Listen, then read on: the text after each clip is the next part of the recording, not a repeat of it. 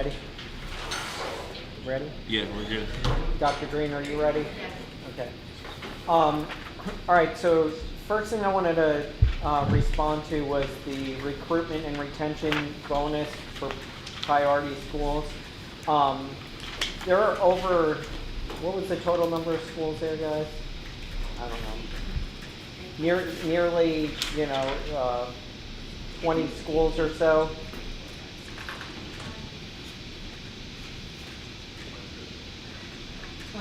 23 schools. So that's nearly a third of our sites. We think that a better use of this $3.5 million would be another equitable bonus for all our teachers. So rather than just single out some of these schools, we want to see the money spread to all members of the bargaining unit at all our work sites. We believe that we'd be able to do including fringe, a $650 bonus for all. So we're countering that with another $650 recruitment and retention bonus for all. And we believe that would also help defray some of the potential premium increases as well.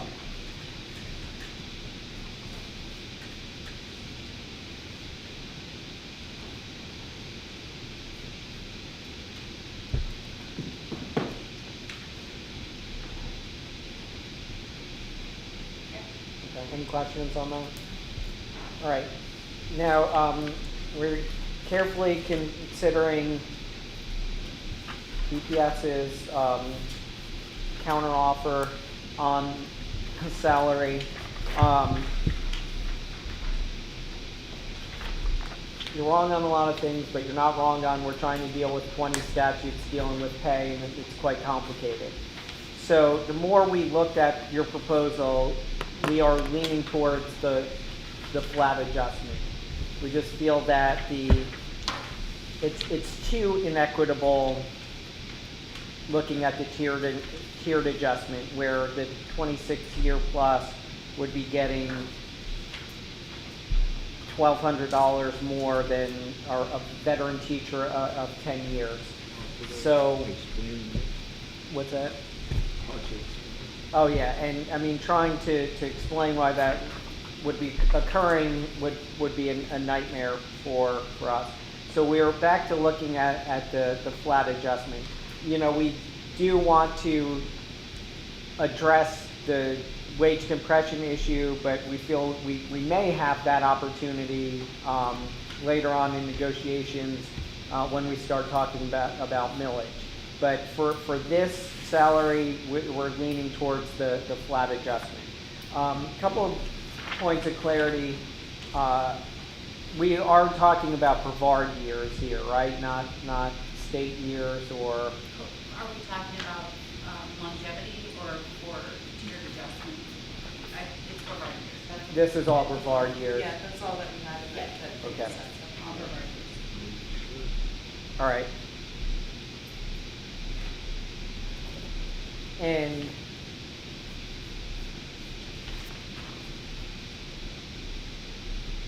okay, Kyle, you want to talk about our counter offer? Yeah, so basically what we did is we took the flat adjustment and we moved that to 1,300. And from my understanding, and if I'm wrong, please correct me, was that the only money that could be used for a flat adjustment was TSIA allocation money, correct?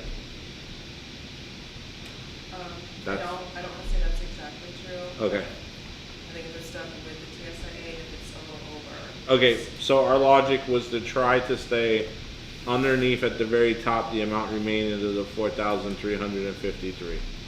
That was our reasoning on that, because from the conversation we had. Then we changed the highly effective performance raise to 1,600, and then all the other to 1,200. And if I refreshed everything correctly, which I hope I did, because I don't have another, Rebecca's red flashing signs at me. That comes to about it comes to $6,933,840.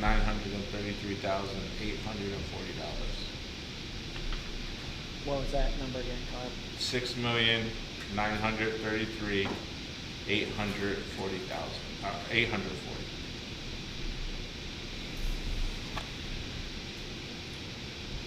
Is your flat adjustment, for 0 to 5 years also, or is that? No, I didn't do a flat adjustment for 0 to 5 years. I left that blank. So 16 and 12. 16 and 12, yes.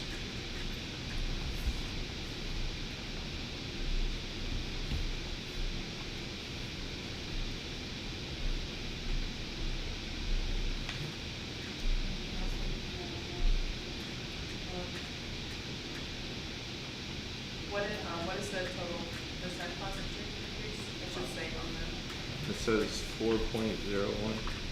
no, on the plan you just described. Oh, hold on, I'm looking at the wrong sheet. 4.8.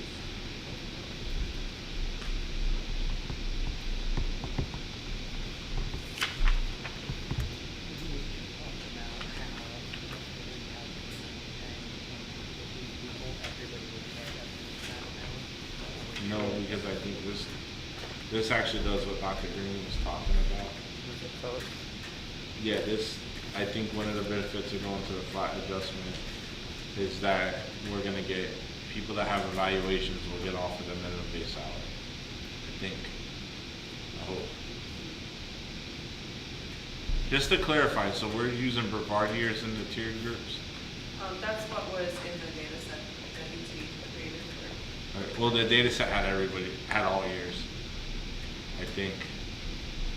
It had the continuation rate. I'll have to look, I don't know, because I don't know what data set you use. I'm just asking, so when we explain it, if Dr. Green says yes. I'll look, because longevity is for 5 years. No, I know, I know, so I just wanna look. I just wanna make sure when we explain it.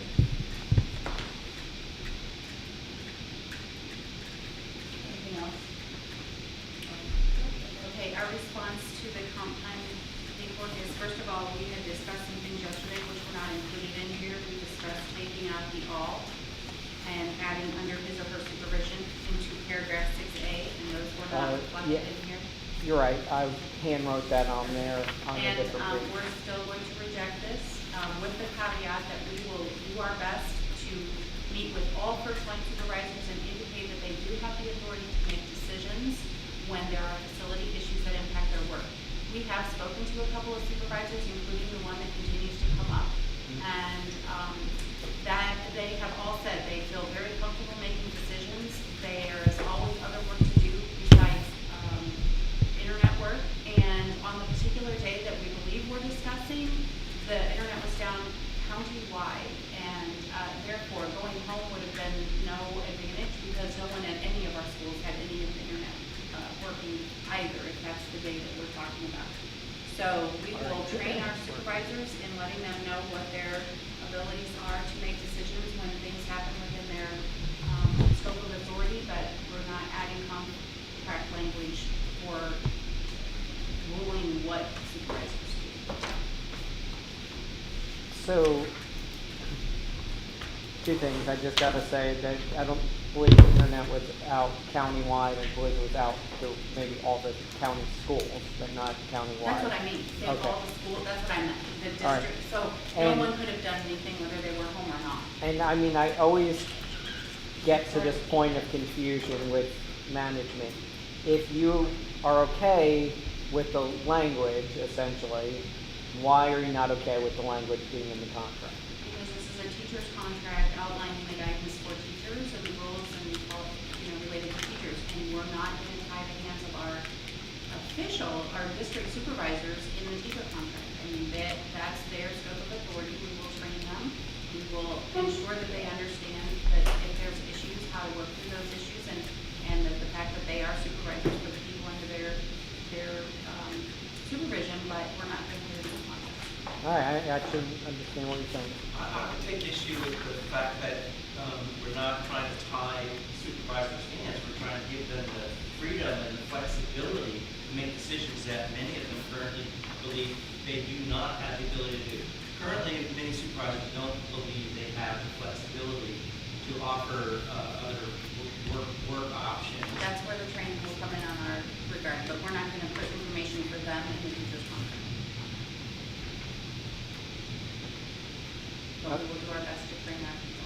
And can I go back to the whole, I think you're agreeing but not agreeing. So the whole, when the internet was down, district-wide, it was school district-wide, it had to do with school district servers. People could have gone home and had internet access. I don't think, I think you realize that, Anthony, but I don't think I realize that, but Oh, the people that okay. they would have been supporting didn't have internet at the school. Well, that's not necessarily true, because in some cases, you're doing research, you know,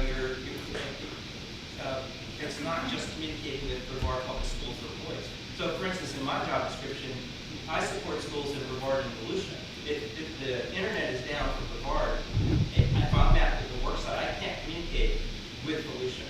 I would have to be able believe the day that this happened was a grading day, and that was the discussion that we had with the supervisors in that area. So I can only go on their recollection, and they clearly said they had their people working on other things, and that they also responded that if there was critical work to be done that was not being able to be done on the work site, that they would make sure that their people could go someplace else to get that work done. That was not the case. Does Melissa agree with that statement? Do you agree that there was other work that you could have done as a tech integrator when the internet was down? Yeah, hold on, we're good.